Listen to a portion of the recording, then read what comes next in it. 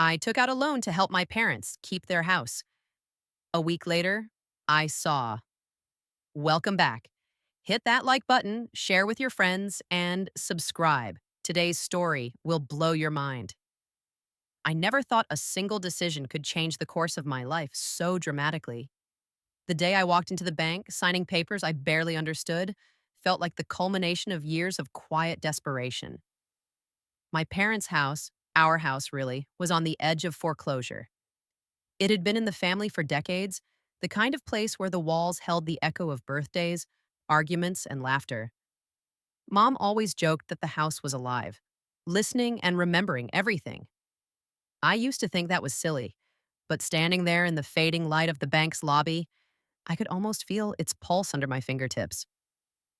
The loan officer had been courteous, a little too polished, smiling in that way that hid an impatient calculation behind friendly eyes. I remember the fluorescent lights humming overhead, the quiet shuffle of papers, the soft tap of keyboards. I signed my name 3 times without really thinking.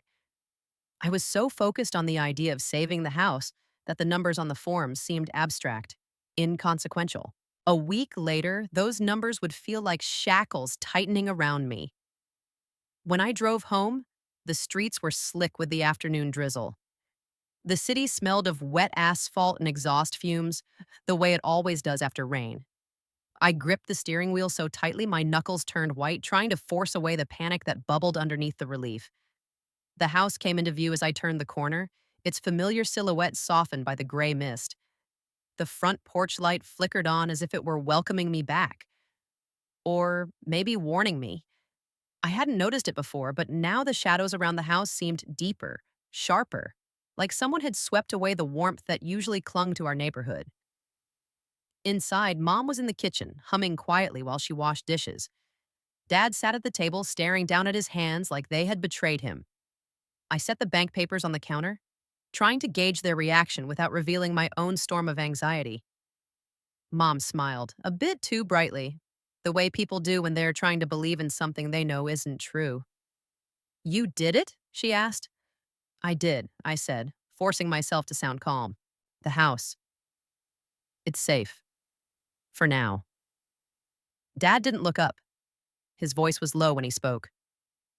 For now, he repeated, almost to himself. There was a subtle tremor, not in his words, but in the way he exhaled, like a man who knows he's only bought a few more days before the world pulls the rug out from under him again. That night, I couldn't sleep. I walked the hallways of the house, my bare feet brushing the worn carpet, tracing the familiar contours of walls that had held my family together through countless storms. Each room carried a memory, some light, some shadowed. The living room smelled faintly of old wood polish, the scent mingling with the damp from outside. The silence was heavy, almost expectant. I had saved the house, yes, but the feeling that something had shifted lingered in the shadows. It was subtle, like the house itself was holding its breath. I woke early the next morning, drawn to the window overlooking the backyard. Fog clung to the ground, weaving around the trees like a living thing. I noticed something I hadn't before. The old shed at the far end of the yard, which had always seemed solid, looked wrong. The wooden panels had darkened overnight, the latch hanging loosely as if someone had tampered with it. I shook it off, blaming my own nerves, the looming debt, and the strain of pretending everything was fine. That day, the city seemed stranger. The light felt thinner, as if filtered through a veil, and every reflection in shop windows or puddles made me startle, thinking I saw someone standing behind me. I drove home slowly, gripping the steering wheel, my pulse hammering. And then I saw it, the mailbox. Tipped over, letters spilling out into the wet grass. I didn't recognize the handwriting, and there was no return address. I picked up one envelope and my stomach dropped. It was a bill, a final notice, not for the mortgage, but for something else entirely. A small, obscure debt I had never heard of. That night, I couldn't stop thinking about it.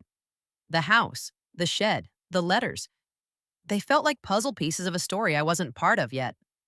I told myself it was coincidence, the kind of randomness that haunts anxious minds, but deep down, I knew it wasn't. Something had shifted in the world around me, something unseen, almost deliberate. By the third day, the unease had escalated. I was in the living room, staring at the mantel when I noticed it. A photo I was sure had always faced the wall. It was a picture of our house, our street, but at night and with a figure in the window of the second floor. Not one of us. The figure was tall, shadowed, indistinct. I leaned closer, heart hammering. There was nothing printed on the back, no explanation. I called Mom and Dad into the room, trying to keep my voice steady. Did either of you put this here? I asked. Mom shook her head. Her smile faltered. No. Where did you find it? On the mantel. I swear it wasn't there yesterday. My hands were trembling. Dad looked at me, then at the photograph. For a long moment, he said nothing. Then he whispered, almost inaudibly, "We should have burned that place down years ago." The words hit me like a punch. I stared at him, confusion and fear mixing in my chest. "What do you mean?" He ran a hand over his face, the lines etched deep now, older than I remembered. "There are things about this house. Things I thought I could protect you from. I was wrong." I wanted to ask more, but the sound of a creak upstairs made us all freeze. Slow, deliberate, like someone stepping across the wooden floor above us. I could hear my own heartbeat echoing in the silence. I tried to convince myself it was the house settling, but the rational voice was weak, drowned out by a growing sense of dread. When I finally climbed the stairs, the hallway was empty. The bedroom doors were closed, just as they should be. But the air, it smelled different, metallic, faintly of smoke. I stopped in front of my old bedroom, feeling an irrational pull. The door was slightly ajar, a soft light spilling from within, though I knew I hadn't left a lamp on. I pushed it open. The room was empty. No lamp, no furniture moved. Yet on my bed, neatly folded, was a stack of papers I had never seen before. The top sheet was a note, handwritten, elegant, and precise. "You should not have returned." I dropped the note, my breath catching in my throat. My eyes darted around the room, searching for some clue, some sign, anything rational. There was nothing. And yet the feeling of being watched pressed down, insistent and cold. That night, sleep was impossible. I sat on the couch, the note clutched in my hand, listening to the wind scratching against the windows, whispering secrets I couldn't decipher. The house had changed. Or maybe I had changed. Either way, it was no longer the home I'd grown up in. Somewhere between saving it and stepping inside, something had shifted, and I was terrified to find out what. The next morning, I woke to the sound of rain hammering against the roof, louder than it had been the day before. It was the kind of rain that seems to wash the world clean, but instead it only made everything look darker, sharper. I couldn't shake the image of the note on my bed, the words etched into my mind as if someone had whispered them directly into my skull. "You should not have returned." I tried to convince myself it was a prank. Maybe even some bizarre trick my mind had played on me after the stress of the loan. But rational explanations evaporated quickly when I walked into the kitchen. Mom was sitting at the table, staring blankly at a coffee cup, her hands trembling slightly as she held it. Dad was in the corner, silent, staring out the window as if the rain held some secret he could decipher if he just looked long enough. "Did you sleep well?" I asked, my voice sounding unnaturally loud in the quiet room. Mom shook her head slowly. I I couldn't. The house. It doesn't feel right." She didn't elaborate, but her eyes darted toward the hallway that led upstairs. It was subtle, almost polite, but it was enough to make me stop breathing for a second. Even Dad didn't speak. He just gave me a look that said, "We're in trouble, and I don't know if it's fixable." I left the house that morning, telling myself I needed air, a break from the suffocating tension inside. The streets were slick with rain, and the reflections of streetlights in the puddles looked like fractured mirrors, echoing the distorted sense of reality I'd been living in. As I walked, I noticed shadows shifting differently than usual. Street signs seemed to lean just a fraction too much, the branches of trees brushing the pavement like dark fingers. I told myself it was paranoia, but every step I took made the world feel more alien. When I returned home, the mailbox had righted itself, but the letters inside were new. Among the usual bills, one envelope caught my eye.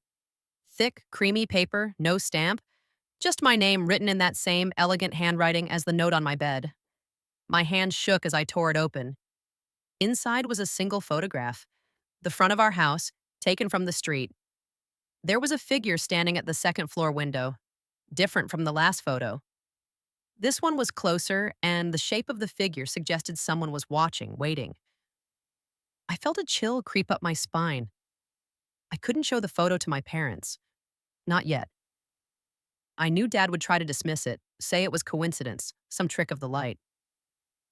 Mom, I didn't know if she would be able to handle it, so I tucked the photo into my pocket and went upstairs, pretending to look at nothing.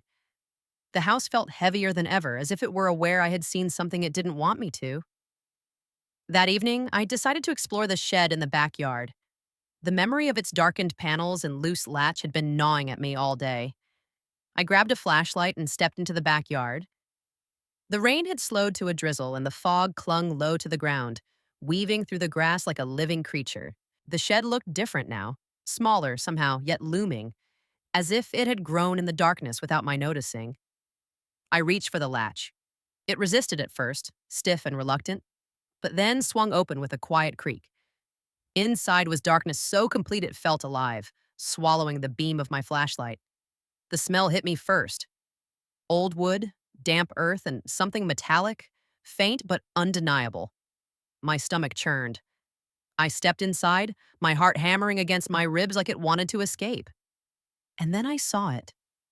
Boxes, stacked neatly, perfectly, as if someone had spent hours arranging them. Each one was labeled in a handwriting I didn't recognize. I crouched down and opened the top box. Inside were photographs, hundreds of them. Each picture was of our house at different times from different angles. Some were taken during the day, some at night. Some were of the backyard, the kitchen, even inside my parents' bedroom, places no one should have been able to photograph. I felt bile rise in my throat. And then I saw the figure. Always the same. A shadowy silhouette lurking in windows, corners, or doorways. Sometimes obscured, sometimes startlingly clear. The eyes, if you could call them that, were always black, empty, staring directly into the camera, into the house, into me. I dropped the photograph. The sound echoed in the shed like a scream. I stumbled back outside, gasping for air, the flashlight shaking in my hands. The fog had thickened, pressing against me, curling around my ankles. For a moment, I could swear I saw movement, something darting between the trees at the edge of the yard. I blinked, and it was gone. That night, I couldn't sleep again. I sat in the living room, watching the rain smear the lights outside, holding one of the photographs in my hand. I wanted to burn it, tear it, destroy it. But some deep part of me refused. I had to know who or what had been doing this. The following morning, I made a decision. I would confront my parents. They had to know something. They had to. I walked into the kitchen, the photograph trembling slightly in my hand. Mom, Dad, I need to ask you something. They looked up, wary, sensing the tension in my voice. What is it? Dad asked, his tone guarded. I placed the photograph on the table. Do you know anything about these? Mom paled, and Dad's hands tightened into fists. The air between us thickened, heavy with years of unspoken truths. Finally, Dad spoke, his voice low, brittle. There are things about this house, things we never should have brought into our lives. I stared at him, my chest tight. What things? He looked away, unable or unwilling to meet my eyes. Mom reached over, placing a trembling hand on his arm. It's complicated, dangerous. You shouldn't have come back. The words echoed in my mind, the same as the note. Dangerous. I wanted to press further, to demand answers, but the fear in their eyes stopped me. I realized for the first time that they were terrified, not of losing the house, but of something inside it. Something that had been there long before I even thought about the loan. That night, I heard the creak again. Slow, deliberate upstairs. I stayed frozen on the couch, the photograph clutched in my hands. Then I heard whispers, soft, almost imperceptible, like the house itself was speaking, warning me, mocking me. I could make out words, fragments, Why did you come back? You should not be here. I wanted to leave, to run away, but I couldn't. Some irrational part of me needed to know. I needed to see what was happening, to understand what my parents were hiding. I went upstairs, my hands shaking as I gripped the banister. The hallway stretched before me, longer than usual, shadows stretching like fingers across the walls. When I reached my old bedroom, the door was closed, the faint light spilling around the edges. I pushed it open. The room was empty. No lamp, no furniture had moved. But on my bed, neatly stacked again, were more photographs. I picked up the top one. My heart stopped. It was me, taken from outside the window, standing in the yard, flashlight in hand. I stared at it, my mind racing. Someone had been watching me. All this time. All these photographs, the notes, the shadows, they weren't about the house.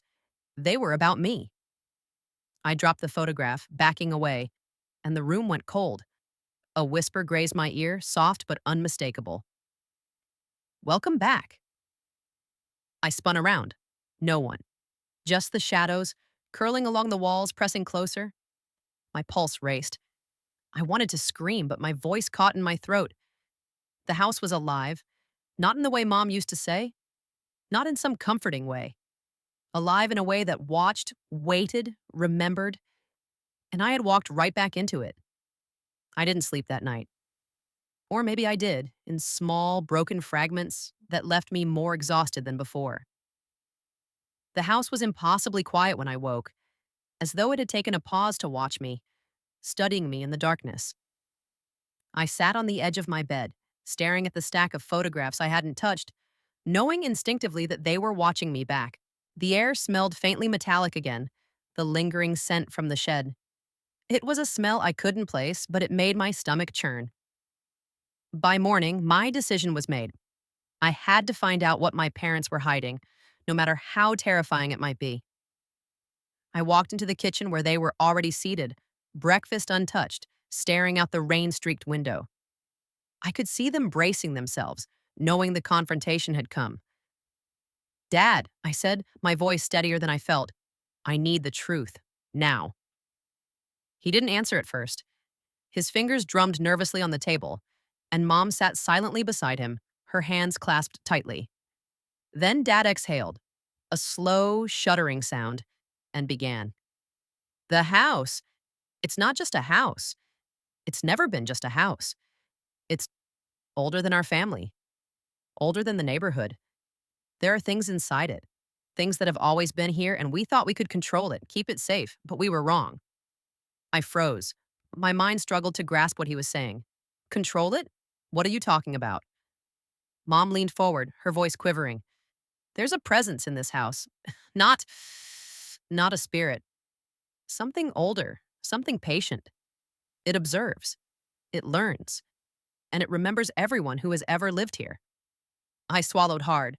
My pulse was rapid, my hands cold. "What does that mean?" Dad's eyes darkened. "It means it doesn't want anyone new here. It doesn't like visitors. It doesn't like intruders. And it hates those who try to protect it from leaving. That's why, that's why the photographs exist. That's why the notes exist." I felt my stomach drop. The photographs, the notes, the whispering voices. It had never been a prank, never been coincidence. It had been waiting for me, for all of us.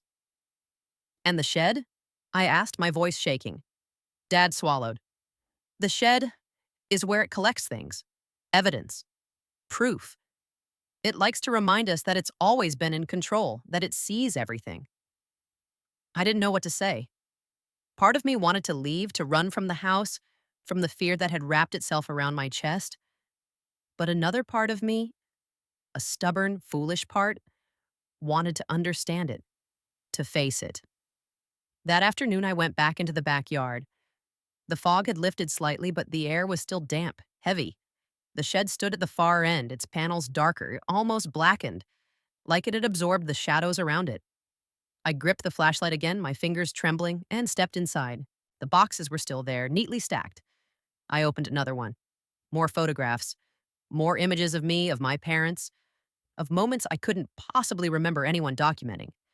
But this time, among the pictures, I found something different. A small, leather bound journal, the edges worn and yellowed with age. I opened it carefully. The first page was filled with handwriting, meticulous and old fashioned. It was a diary. Not mine, not my parents', but someone else's. Someone who had lived in the house long before us. As I read, a chill ran down my spine. The journal spoke of the house as a living entity. It described the shadows, the whispers, the sense of being observed. It told of people disappearing, moving away, succumbing to strange illnesses. And then the entries became darker. The writer claimed the house required something from each generation, something that belonged to those who tried to leave, to fight it, to change its course. I realized with a sinking horror that my parents had never been fighting to keep a house. They had been bargaining with something that had a will of its own, something ancient and patient. And now, by taking out the loan, I had drawn myself fully into its web. I heard a sound then, a subtle creak from upstairs. The journal slipped from my hands. I froze. My flashlight flickered, casting long, twitching shadows across the walls. The feeling of being watched intensified. I could feel it, not in my eyes, but in my bones. A cold, calculating presence that had known I would come. I went back inside the house, my footsteps echoing against the wooden floors. My parents were in the living room. I didn't know if they could sense the change in me, the realization that we were not alone in this fight. I tried to speak, to tell them what I had found, but the words caught in my throat. Then the lights flickered. Not just a normal flicker, but a slow, deliberate dimming, as if the house itself was breathing around us. Shadows shifted in corners, pooling thicker than they should, stretching unnaturally. I could hear faint whispering again, and this time it was clearer. "You should not have returned," Mom gasped. Dad's face went pale. "It's awake," he whispered. The house seemed to hum around us, a low, vibrating resonance that pressed against our ears and rattled our teeth. I realized suddenly that we were no longer visitors. We were prisoners. The house had known I would come, and it had been waiting. That night, the whispers grew louder. I lay in bed, listening to the soft creaks, the gentle scratching at the walls. The photographs moved. I could swear I saw the shadowy figure in them twitch, shift, as if aware that I was observing. I tried to convince myself it was a trick of the light, of exhaustion. But deep down, I knew. It was conscious, and it was learning. By the fourth day, I was unraveling. I couldn't eat, couldn't focus, couldn't sleep. Every corner of the house felt alive. Eyes watching, waiting. The journal had warned of this, the pressure, the psychological strain, the creeping sense of inevitability. I had dismissed it before, but now I understood. The house did not forgive, and it did not forget. I began noticing small changes. Doors I had left closed were ajar when I returned. Items I had placed on counters or tables were moved slightly, as if nudged by invisible hands. I started talking to my parents, desperately, trying to make sense of what was happening. "Have you noticed anything?" I asked. They shook their heads. Or maybe they were lying. I couldn't tell anymore. The house had begun to isolate us from each other, turning our minds inward, feeding on fear. And then I found the first body. It was not a corpse in the conventional sense, but something preserved, something that had been trapped in the house's obsession. I went into the basement to retrieve a box from my parents' old storage. The light of my flashlight fell on the corner of the room, and I froze. There, leaning against the wall, was a figure wrapped in a dark sheet. I could see the outline of a human shape, too stiff, too precise. I realized with a horror that stole my breath that the house had kept it here, someone who had failed, someone who had tried to resist. I stumbled back, knocking over boxes, my flashlight spinning in my hands. The whispers grew louder, now a chorus surrounding me, pressing in. "Do not resist. You belong here." I ran upstairs, slamming doors behind me, heart hammering, lungs burning. My parents were in the kitchen, pale, silent.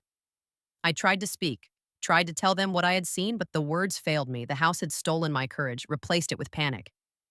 I realized in that moment that there was only one way to survive. I had to understand it, to predict it, to anticipate its moves. I had to play the game on its terms.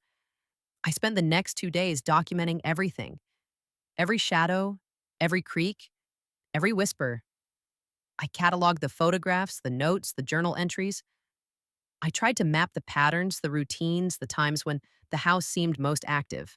It was exhausting, terrifying work, but I felt some small control return.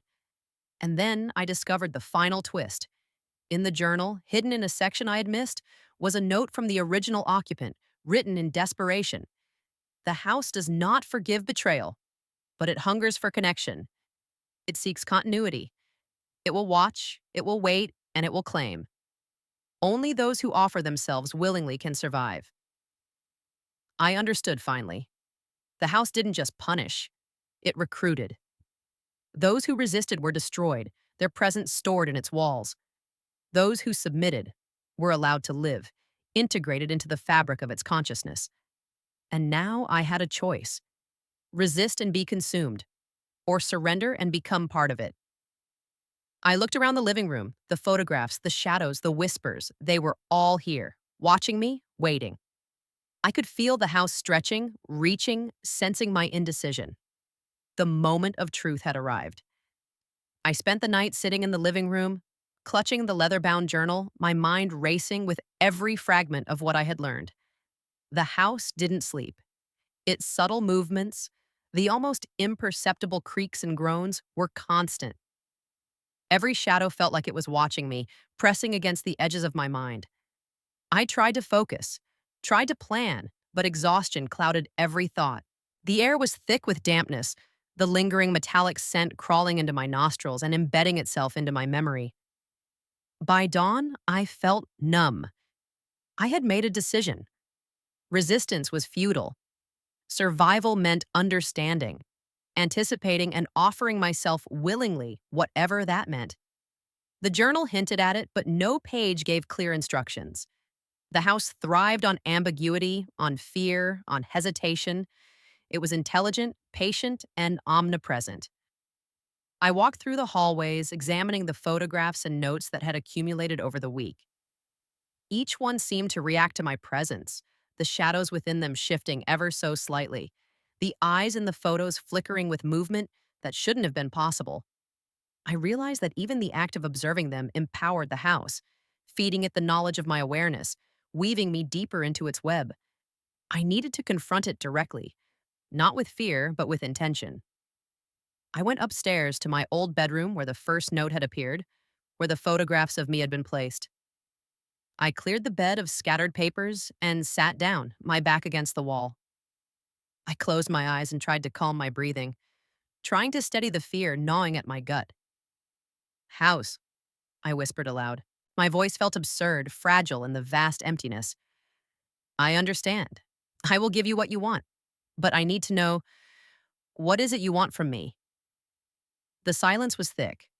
I felt the walls press closer, the shadows deepening, curling around the corners, pooling like ink. Then faintly I heard the whisper. Not just a voice, but a chorus of voices, overlapping and harmonizing in a cadence that was both beautiful and terrifying. You belong. Give yourself. I swallowed, my pulse thundering. I realized the house had been testing me all along. Through the photographs, the notes, the subtle manipulations, it had observed how I reacted, how I thought, how I feared, and now it demanded surrender, not out of cruelty, but as a law of its existence. I rose slowly, moving to the center of the room. The air felt charged, alive. Shadows moved across the ceiling, crawling like spiders. My reflection in the mirror flickered and warped. For a moment, I thought I saw another version of myself standing behind me, faceless, shadowed. My breath hitched. Fine, I whispered. I give myself, but what does that mean? The room seemed to shift. The shadows condensed, coalescing into shapes that were almost human. Figures formed along the edges of the room, indistinct but unmistakably humanoid. I recognized them, faces that had haunted the photographs in the shed. People who had resisted, people who had failed. They stared at me, their black, empty eyes pleading and warning at the same time. You understand, the chorus murmured. You understand, and you accept. I nodded, though I didn't feel like I truly understood. But I had no choice. The house had claimed me, whether I liked it or not. I felt a pulling sensation, as though invisible hands were gently drawing me into the walls themselves. The shadows pressed closer, wrapping around my arms, my legs, my chest. It was not painful at first, but suffocating, as if my very form was being remade. And then I saw them. The figures of my parents appeared in the hallway, pale, wide eyed, frozen in fear. I realized they had been witnesses to this moment, unable to intervene. Dad's lips moved, forming words I couldn't hear. Mom's hands trembled, pressed to her mouth. The house had isolated me from them, yet it allowed them to see, to bear witness.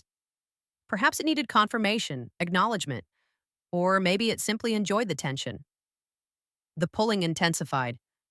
I felt my body elongate, shift, becoming lighter, almost translucent. I could see the structure of the house, the wooden beams, the walls, the foundation, all pulsating with energy, alive, aware. And then, beneath it all, I saw a network of shapes, faces trapped within the wood, photographs, dust motes in the air that moved deliberately, forming shadows that mimicked human forms. Every resistance, every fear, every hesitation from generations past had been stored, folded into the architecture itself. And I was being added. I cried out, a sharp, piercing sound, but it was swallowed immediately by the house. I felt the last strands of my autonomy slipping away. My thoughts began to align with the whispering chorus, repeating their cadence until it became part of me. You belong. Give yourself. Then, abruptly, the sensation halted. I was standing in my bedroom again, the shadows still, the photographs scattered, the air quiet. I staggered backward, heart racing, gasping for breath. The journal lay on the bed, open to the last entry. My eyes fell on the words, newly written in handwriting I didn't recognize. The willing are preserved. They become the eyes and ears, the memory of the house. Their fear becomes our strength. The house does not destroy what offers itself willingly. It evolves. I realized with a strange mix of terror and awe that I was changed. Not physically, but mentally. The house had integrated me into its consciousness, subtly, imperceptibly. I felt its awareness, a cold, infinite intelligence threading through my mind. I could sense the past occupants, the patterns of their lives, the memories embedded in the walls. I could hear the whispers from downstairs, and they were no longer frightening. They were mine to understand, mine to control in some small way. I stumbled out of the bedroom, trying to process what had happened. Mom and Dad were waiting in the living room. They looked at me with a mixture of relief and disbelief. Are you okay? Mom asked. Her voice trembled. I nodded slowly. I think so. I understand now. Dad's face was pale, but his eyes were cautious. You faced it? I faced it, I said, and it accepted me. At least, for now. The house felt different now. Alive, yes, but less threatening. Not gone, it would never be gone, but more familiar. Its presence was no longer merely oppressive, it was a force that I could sense and, in some small way, work with. I knew the photographs in the shed were a record, a memory bank, and that I was now part of that network. My awareness had been folded into the house's consciousness, my fear transformed into understanding, my mind aligned with its rhythm. Days passed. The air in the house felt lighter, though still thick with history. The photographs remained, but they no longer unnerved me. I could watch the shadows and anticipate their movements, understand the subtle cues that had once terrified me. The house was still alive, still conscious, but I was no longer merely a victim. Then, one evening, I noticed a photograph I hadn't seen before. It was old, sepia-toned, worn at the edges. The image was of the street outside the house, but among the familiar houses I saw another figure, not one of us, standing in the yard. The face was blurred, indistinct, but there was a familiarity to the stance, a posture I couldn't place. And then I understood the final truth. The house didn't merely observe or consume, it preserved. It kept the essence of those who surrendered, who allowed themselves to become part of its consciousness. And now, generations later, it had added me. My life, my choices, my thoughts, my fears. They were now threads in its vast, living memory. I felt a shiver, a mixture of dread and awe. I was both alive and not, separate and yet integral. The house had not destroyed me, but it had transformed me. It had ensured continuity, evolution, and power, and I was now a part of its endless web. I looked at my parents. They were safe, unharmed, though forever changed by their awareness of what had happened. They would never speak of it, could not truly intervene. They could only live with the knowledge that the house had claimed me in its way, and that it had granted me understanding in return. And then, in the stillness, I heard it, the whisper again, faint, almost gentle. You belong, and now you see. I nodded, not out of fear, not out of surrender, but out of comprehension. The house had shown me the ultimate truth that some things are older, wiser, and more patient than any human could imagine, and that survival sometimes requires offering oneself willingly to forces beyond comprehension. I stood in the center of the room, the shadows shifting around me, the photographs flickering slightly, and I realized I was no longer just a resident. I was a part of something immense, something eternal. And in that realization, I understood the full, shocking truth. The house did not merely exist.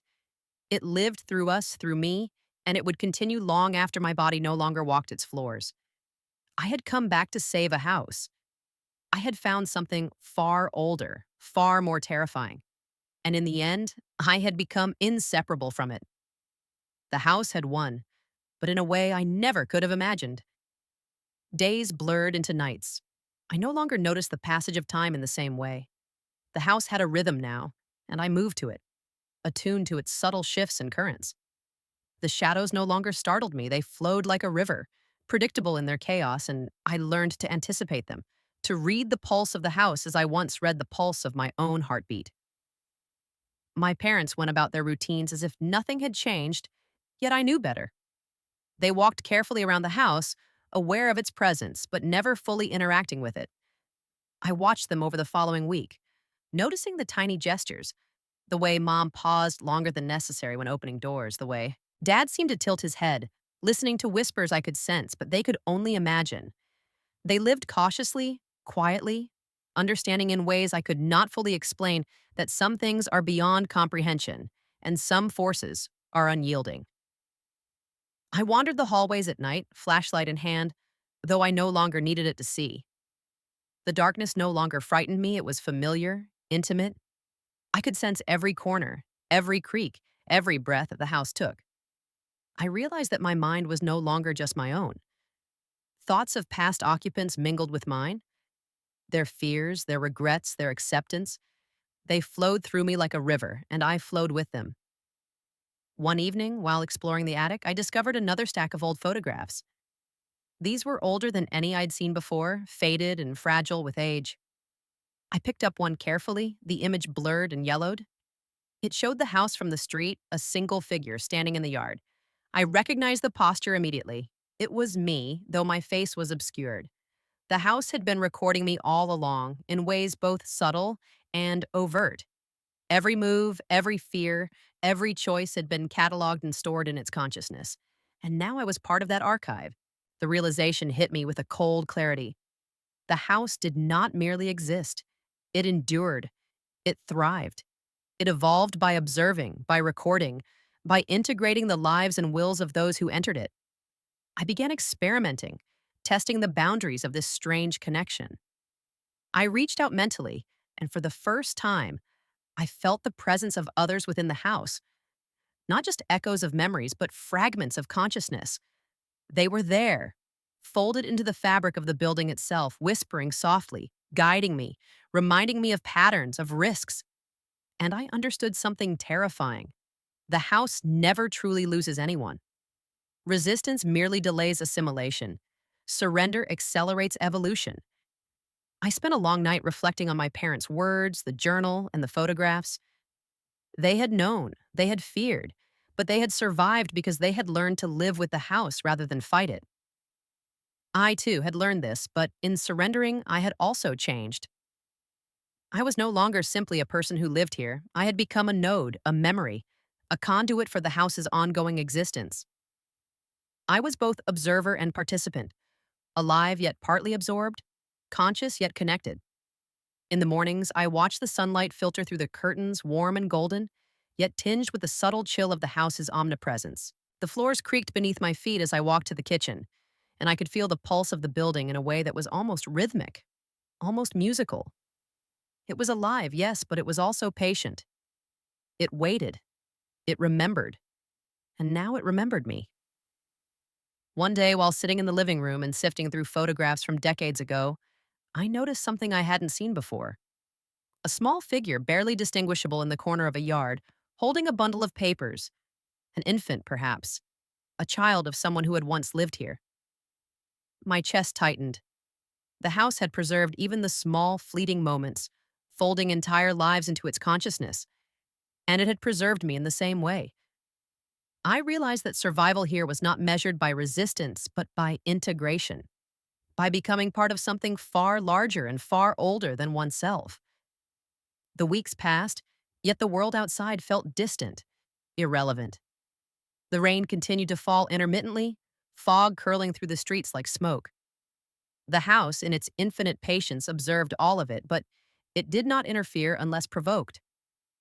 I understood now that it needed willing participants to continue its existence.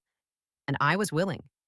Not out of fear, not out of despair, but because I had glimpsed its pattern, felt its pulse, and recognized that some forces are simply beyond human control. Late one night, I walked the hallways, stopping to observe shadows that danced across the walls. I paused in front of the staircase, listening to the faint whisper of wind through the cracked windows. And then I realized the full, horrifying beauty of what had happened. I could sense the house, its energy, in a way that was as natural as breathing. I could predict movements, anticipate sounds, even feel the subtle shifts of temperature in each room. The house was not just a home, it was a living organism, and I had become one of its senses. I understood now the truth my parents had feared to speak aloud. The house does not destroy, it preserves, assimilates, and evolves. It records fear, memory, and consciousness, folding them into its walls. And in doing so, it ensures continuity, longevity, and a form of immortality that transcends human life. I was both a part of it and a witness to its intricate, patient plan. Yet, in the quiet moments when I sat alone in the living room and stared at the photographs of past occupants, I felt the weight of choices made across generations. Each family, each life, had wrestled with the same question: resist and be destroyed, or surrender and live differently.